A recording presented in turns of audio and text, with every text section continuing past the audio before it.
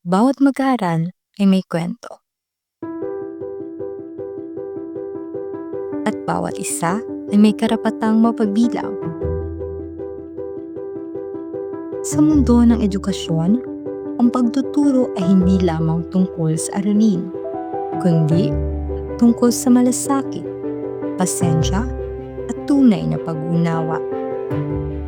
Inclusivity is all about accepting differences, lalo na sa mga persons with disabilities.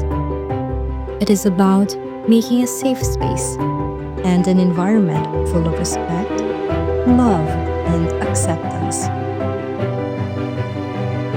In the Bachelor of Special Needs Education, hinuhubog ang mga gurong may puso sa pagtuturo at may tapang sa pagtatanggol ng karapatan ng bawat mag-aaral.